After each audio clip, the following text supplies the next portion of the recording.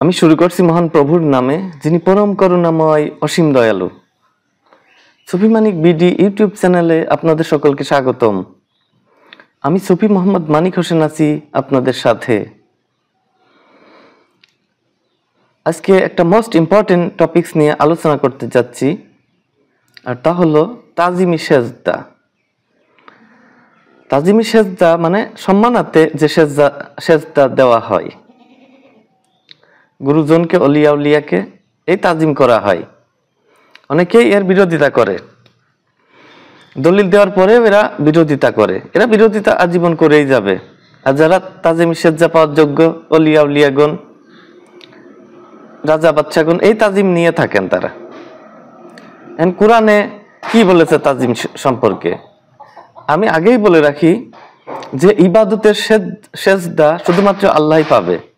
আর তাজিমি সেজদা অনেককেই করা যায়, গুরুজনকে করা যায়, পিতামাতাকে করা যায়, অলিয়া উলিয়াগণকে করা যায়, মানে সম্মানিত ব্যক্তিকে এই তাজিম করা হয়, মানে সম্মান দেখানোর উদ্দেশ্যে।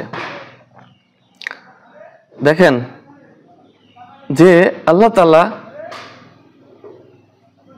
ফেরেশতাদের বললেন যে তোমরা সকলে আদমকে সেজদা করো। ফেরেশতা সবাই আল্লাহ তাআলার হুকুম মান্য করলো, আদমকে সেজদা করলো, কিন্তু ইবলিস অমান্য করলো ও অহংকার করলো, আর তাই সে কাফির হয়ে গেল। দেখেন যে আদমকে বলছিল তাজিম করো, তাজিম সেজদা দাও, ফেরেশতারা সবাই দিল, কিন্তু ইবলিস দিল না। এটা বিভিন্ন সূরায় রয়েছে। এরপরে আছে যে জাদুকররা যখন মুসার সঙ্গে জাদুবিদ্যায় হেরে গেল, তখন দৌড়া এসে মুসার পায়ের নিচে পড়ে সেজদা দিল, মানে তাজিম করলো, যে আমরা বিশ্বাস স্থাপন করলাম মুসা এবং হারুনের রবের নিকট। এরপরে সূরা ইউসুফের 100 নম্বর আয়াতে দেখবেন যে নবী ইয়াকুব আলাইহিস সালাম এবং তার 11 ছেলে এবং তার ওয়াইফ সহ ইউসুফ নবীর পায়ের নিচে সেজদা করলো, মানে তাজিমি সেজদা করলো সম্মানার্থে, বাদশা হিসেবে। এরকম অসংখ্য দলিল রয়ে গেছে তাজিমি সেজদার। যারা অন্ধ তারা তো দেখতে পাবে না, আর অন্ধদের সম্পর্কে আল্লাহ তাআলা বলেছেন দুনিয়াতে যারা অন্ধ থাকবে আখিরাতেও তাদেরকে অন্ধ করে উঠানো হবে। আর এরা হচ্ছে পথভ্রষ্ট। ওমান কানা ফি হাজিহি আমা ফাহুয়া ফিল আখিরাতি আমা ওয়া আদওয়াল্লু সাবিলা। দুনিয়াতে যারা অন্ধ থাকবে আখিরাতেও তাদেরকে অন্ধ করে উঠানো হবে।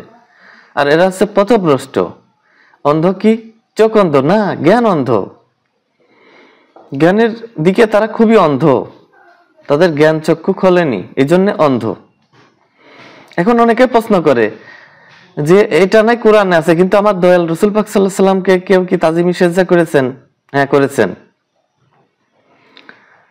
আপনি মেশকাত শরীফে দেখেন, দারুল উলুম দেওবন্দ প্রিন্ট, 396 পৃষ্ঠা, 8ম হিজরির মেশকাত শরীফ, 396 পৃষ্ঠা, দারুল উলুম দেওবন্দ প্রিন্ট, 8ম হিজরি, এই হাদিসটা রয়ে গেছে। আবু খুজাইমা রাদিয়াল্লাহু তাআলা আনহু বলেন, একদিন আমি রাসূল পাক সাল্লাল্লাহু আলাইহি সাল্লামের কাছে এলাম, এটা বললাম, ইয়া রাসূলুল্লাহ, আমি তো স্বপ্নে দেখেছি আমি আপনার কপালে সেজদা দিচ্ছি। তৎক্ষণাৎ রাসূল পাক সাল্লাল্লাহু আলাইহি সাল্লাম শুয়ে পড়লেন এবং বললেন, তোমার স্বপ্ন তুমি সত্য করো। তখন আবু খুজাইমা রাদিয়াল্লাহু তাআলা আনহু রাসূল পাক সাল্লাল্লাহু আলাইহি সাল্লামকে তাজিমি সেজদা করলেন। এখন তো আপনার বিশ্বাস হবে যে আল্লাহ তাআলা তাই কোরআনে বলছেন, হাদিসে কি আছে? হাদিসটাও আপনাদের শোনাই দিলাম। এটা কিন্তু সমস্ত আলেম উলামা হওয়ার আগে এই হাদিস আগে মেশকাত শরীফ আগে পড়তে হয়। সেই মেশকাত শরীফের হাদিসটা বললাম। তো আশা করি আপনারা বুঝতে পেরেছেন, এবং যারা বুঝবে না তারা কখনো বুঝবেন না, তাদের জন্য না, তাদের অন্তরে মোহর মেরে দেওয়া। আর যারা তাজিম করে, সম্মান করে, কেন? আমিত্বকে বিলীন করার জন্য। যাক, আশা করি আপনাদের আজকে অনেকেই মনোবাঞ্ছনা ছিল যে তাজিমি সেজদা জায়েজ, বৈধ না অবৈধ? হ্যাঁ, অবশ্যই জায়েজ এবং এটা বৈধ। কারো সম্মানার্থে তাজিম করা যায় সম্মান প্রদর্শন পূর্বক, কিন্তু ইবাদতের সেজদা শুধুমাত্র আল্লাহ তাআলাই পায়, আর তাজিমি সেজদা গুরুজনকে দেওয়া যায়। তো আজ এ পর্যন্ত, আপনাদের সকলকে অসংখ্য অসংখ্য ধন্যবাদ।